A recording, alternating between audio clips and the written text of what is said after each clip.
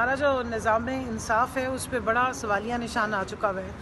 اور کیوں آیا ہے وہ اسی کورٹ کے جہاں ہم کھڑے ہوئے ہیں, اسلام آباد ہائی کورٹ کے 6 ججز نے ایک لیٹر بھی لکھا ہے اور وہ خود بھی انصاف کے متلاشی ہیں.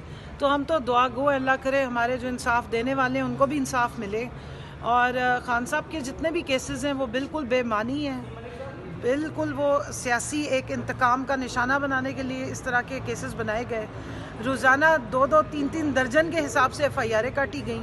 اور اب آپ نے اندازہ لگایا ہوگا کہ وہ بالکل بیکار کیسز. اب تو جو کیس بنانے والے تھے انہوں نے بھی آ کے کہہ دیا ہے رانا ثناء اللہ نے کہ اگر فری اینڈ فیئر ٹرائل ہوگا تو یہ کیسز فوراً ختم ہو جائیں گے اور خان صاحب باہر آ جائیں گے. لیکن ابھی تک مجھے لگتا ہے کہ ان سے جو جن کو شوق ہے کہ ان کو اندر رکھا جائے, انہوں نے عید سے پہلے بھی یہ کیسز کنکلوڈ نہیں ہوئے اور عید والے دن ان کو نماز بھی پڑھنے نہیں دی گئی ہے.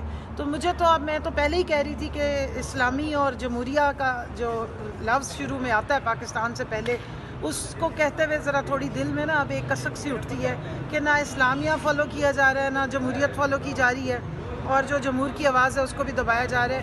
ہاں یہ اتنی بڑے ماشاءاللہ خوبصورت جو ہمارے کورٹس بنے, اللہ کرے یہاں پر نظام بھی اسی طرح ہی خوبصورتی کے ساتھ صفائی کے ساتھ ملے جس نظام کا حکم ہمارے دین میں ہے, ہمارے نبی نے دیا ہے اور ہمارے تمام صحابہ کرام نے جس کی ایک مثال قائم کی تھی. مولانا صاحب, آج کوئی آپ کو یا تحریک انصاف کو پچھتاوا ہے کہ جنرل فیض اور قمر جاوید باجوہ بہت زیادہ پیروی کرتے تھے, آپ ان کے بڑے گن گاتے تھے, لیکن آج آپ سمجھتے ہیں کہ تحریک انصاف کے ساتھ جو ہوا ہے اس کے ذمہ دار وہی ہیں؟ اور دیکھیے ہمیں پچھتاوے اس وقت ہوتے اگر ہم نے آئین کی حدود و قیود سے باہر نکل کے, اور جس طرح ہمارے وہ بھائی محترم ہیں نا سیالکوٹی بھائیوں کی طرح فون کر کے ان سے سیٹیں مانگی ہوتی. ہمیں اس لیے کوئی پچھتاوا نہیں ہے کیونکہ جن کے سر پہ ہم آئے تھے انہوں نے آج بھی عمران خان کو اپنے سر کا تاج بنایا. 8 فروری کو آپ نے دیکھا ہے پاکستان کی عوام نے کس محبت کے ساتھ اس ساری بہیمانہ کاروائیوں کے باوجود نکل کے ووٹ ڈالا. اور میں سمجھتی ہوں کہ پچھتاوے ان کو ہونے چاہیے جن کے لوگ اب آ کے جاوید لطیف کی طرح کے لوگ بیانات دے رہے ہیں کہ جو ڈیلیں کر کے آئے, گیٹ نمبر 4 سے لٹک کر آئے, جن کو بائیو میٹرک کی مشینیں جو ہیں وہ ایئرپورٹس پہ پہنچائی گئیں, لیکن اب وہ پھر دوبارہ انقلابی بننے کے لیے ووٹ کو عزت دو کی طرح کا کوئی نعرہ ڈھونڈنے کی کوشش کر رہے ہیں.